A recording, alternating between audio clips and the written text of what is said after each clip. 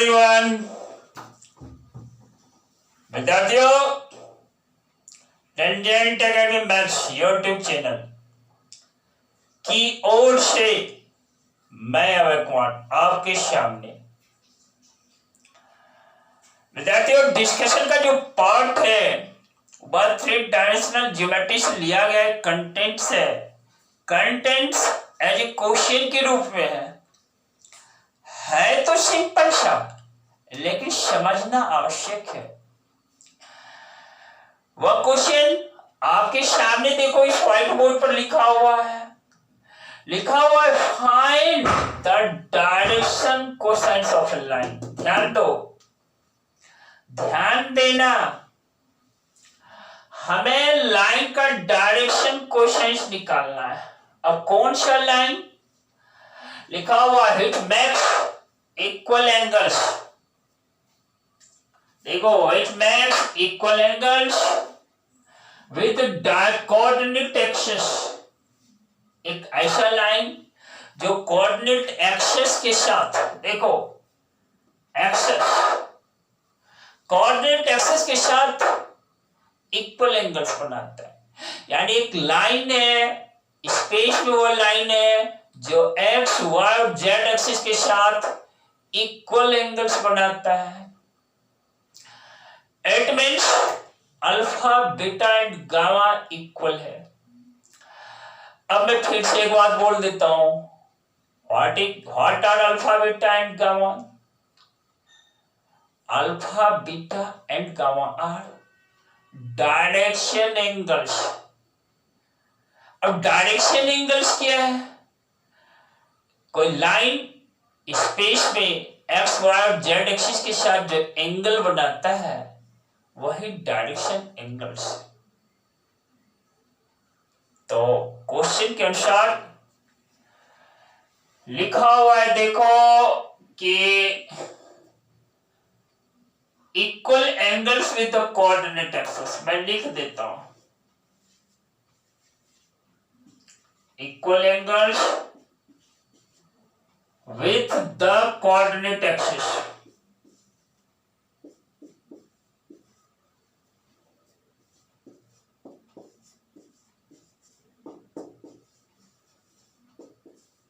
Coordinate axis के साथ equal angles बनाता है। इसका मीन्स है alpha equal to beta equal to gamma. यही तो अल्फा बीटा गामा जो है ना, डायरेक्शन एंगल्स है। अब देखो, direction cosines of A line के बीच एक रिलेशन है। वह रिलेशन देखो क्या है? रिलेशन ये है कि L square plus M square plus N square equal to 1 होते हैं।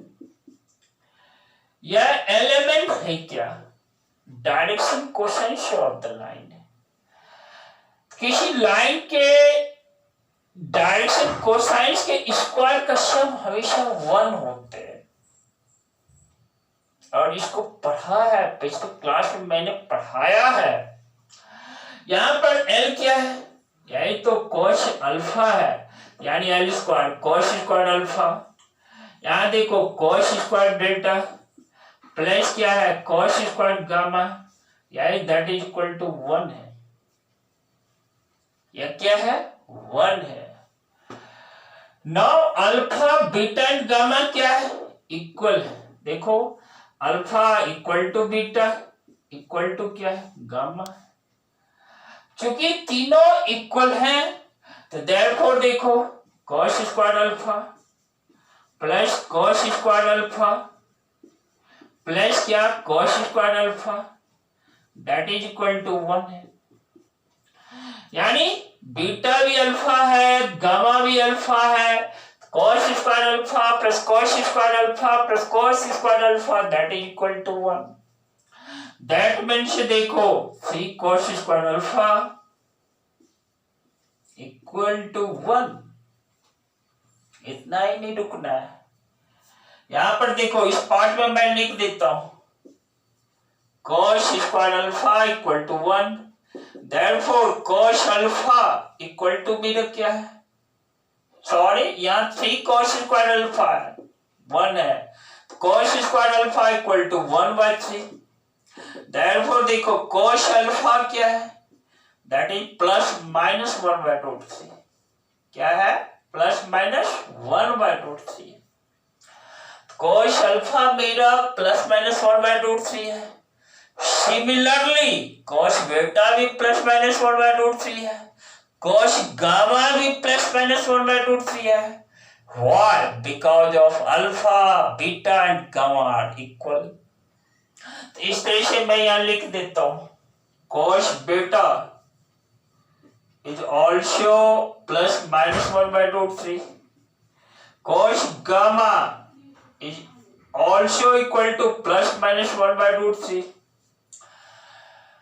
तो इस तरह से हमारा डायरेक्शन कोसाइंस ऑफ द जो लाइन है ना यही है, plus minus 1/√3, plus minus 1/√3, plus minus 1/√3। इस प्लेस पर मैं लिख देता हूं, देखो प्लस माइनस 1/√3, गामा डाल देना, प्लस माइनस 1/√3, प्लस माइनस 1/√3। यह मेरा direction cosines of the line है, ये लाइन जिस लाइन की मैं चर्चा कर रहा था। विद्यार्थियों याद रखना, वक्त आपकी प्रतीक्षा नहीं करता है, वक्त जो है ना वह निकलते चला जाता है, हम छूट जाते हैं। इसलिए हम सभी को, हम विद्यार्थियों को क्या करना चाहिए, जल्दी सोचना है, कुछ कर डालना है, प्रतीक्षा नहीं करना है, क्योंकि आपको कामयाब बनकर निकलना है। और ऐसा करने से एक ना एक दिन, आज नहीं तो कल कामयाबी आपके साथ होगी, किसी औरों के साथ नहीं, करके तो देखो, बिना किए नहीं रुकना है।